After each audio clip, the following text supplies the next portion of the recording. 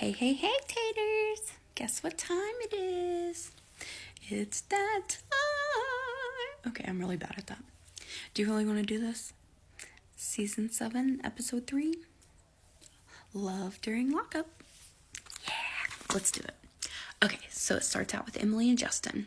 Justin's supposed to get out in 18 months. Now remember, Justin's not here anymore. He passed away, unaliving himself. Anyway, Emily's waiting for a video call. They talk for a few minutes, maybe 2-3 minutes, and the call ends. What happened is they kicked her off for using someone else's account. Now, Justin had an ex-girlfriend that actually set them up together.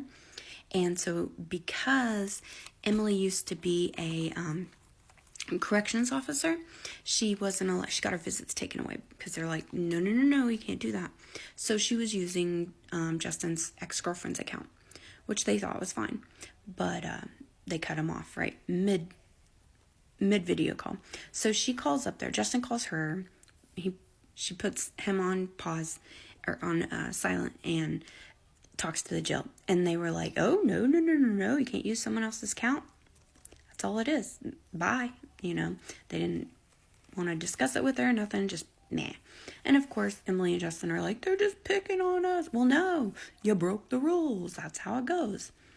But Justin actually says, it's because she tells everyone her business. When she came up here to visit, she was all being friendly, and I used to work as a correction officer, blah, blah, blah. And that's when they said, oh, no, you can't visit. Anyway, so it's so funny how everybody, like all of these couples talk crap about each other. They're all like, oh, I'm so in love, we're gonna get married, and blah, blah, blah. Usually the inmates, because inmate talk. But, yeah, it's funny because one will come on and they'll be like, but, blah, blah, blah, blah, and the other one will be like, she does this, blah. It's just funny, cracks me up. Anyway, so that's all they had on Emily and Justin. So next it was Aisha and Mikkel. So Aisha and a friend go to Alabama to try to visit Mikkel. They were also supposed to visit his family. It didn't ever show him going that far, but they pulled up. By the way, did you know Aisha carries around a Cabbage Patch doll like all the time? She's like, she's been through everything with me. She's been through years and years with me, and I tell her everything, and she's my baby. That's different, but she's different. Very different. Anyway, but different could be good. Not judging. I'm just saying different. Anyway, so her and her friend go to the jail that he's supposedly at in Alabama, and they get out and they're ready to go in and visit, and she's telling us, hey, I got paperwork, but I never got it back. I never got a reply. So anyway, they pull up, and her and her friend both decide they're going to go and visit. Honey, if you can't get in, what makes you think your friend can get in? They had not given her any paperwork back about the visitation. So they get out, and someone, I'm guessing someone that worked their staff, was like, well, it had to be. Anyway, they were like, she's like, I just want to visit someone in there. And they're like, no, you can't just pull up here and visit. You need to leave. And of course, they were a little upset, and they were going through it, and then they ran into someone else, and they were like, your other person said that I can't visit, and they were like, you need to call the jail, blah, blah, blah. But, and again, if she didn't know she could visit, they took that long trip to Alabama. Why do you think your friend could come in if you didn't even think you could come in? Anyway, they went to his trailer. And of course, it shows them at the very end of their section, shows the two of them walking up. It's completely dark, and they're like, it's scary, and there's something all over the door, and oh, I'm scared to go in. Like, it was apparently icky. So that's where it ended there. So I don't know if their family visited a different spot or what, but that's where it ended. So then we go to my favorite, I'm lying, person, Monique and Titus. So I told you last week that Monique had fallen in the restaurant. Well, it goes back to her, and what happened is she's setting up, and she's like, I need an ambulance, I fainted. Come to find out, she's like telling us again about, I take Ozempic, and like, it's not working. she's taken, I think she said 1.5 or something. And I think I don't know if she's taking it right or I don't know, but she hasn't lost any weight. And that's fine. I'm a big girl too. I'm just saying, like, I would quit telling everyone if you look like you've gained weight. Anyway, so she passed out. She sits on the floor. She says, yes, call the ambulance, but then she doesn't want to go to the hospital.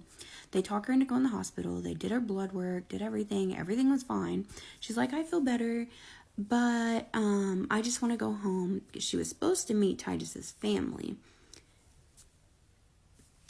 She moves all this way, I think it was 4 hours away, to be right next to him, and still hasn't visited him.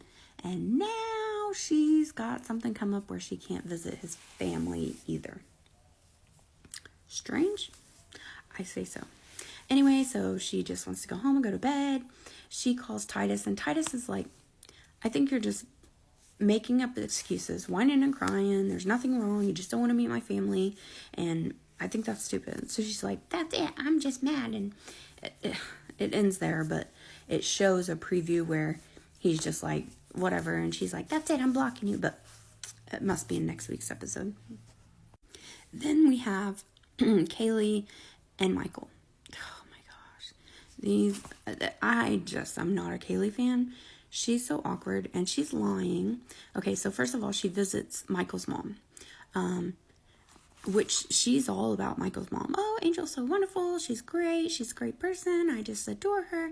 As Angel's like, she's not all that. And I think he's just with somebody. Anyway, so she talks crap about her.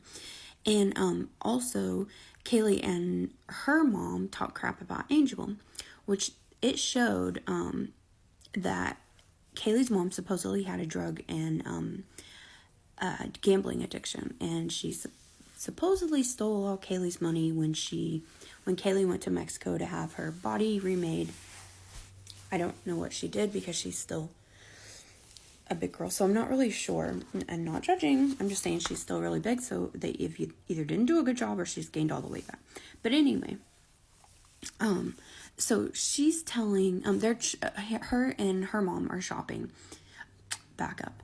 She's telling Angel, what all did you get him? And this is what I got him. And, my mom stole my money when I went to get that and blah, blah, blah. So then Angel's like, making threats, basically.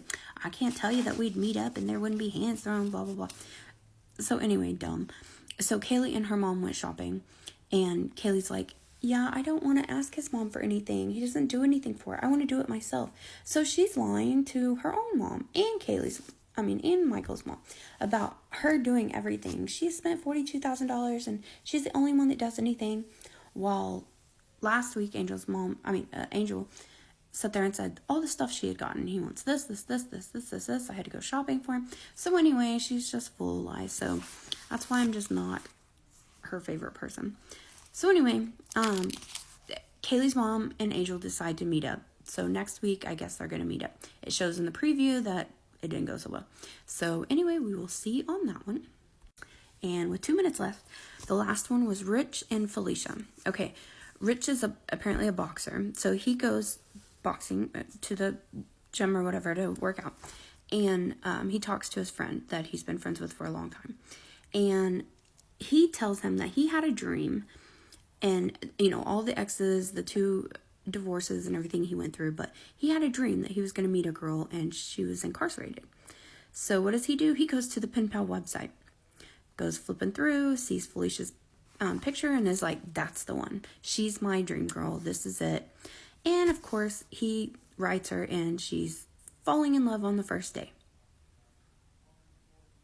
Yeah, as they all do. Anyway, he keeps referring to her as his dream come true, his dream girl, blah, blah, blah. She's been in prison since she was 17, so she missed a lot. But he's talking about how she's sheltered and didn't get to do a lot of things. But she's like, I'm a baddie, and she was robbing people. So I don't know. But that's where that ended, and it was just weird. So anyway, with 30 seconds left, I will tell you thank you for listening. Please give me a like, share, and all of that good stuff. And I love you guys. Bye.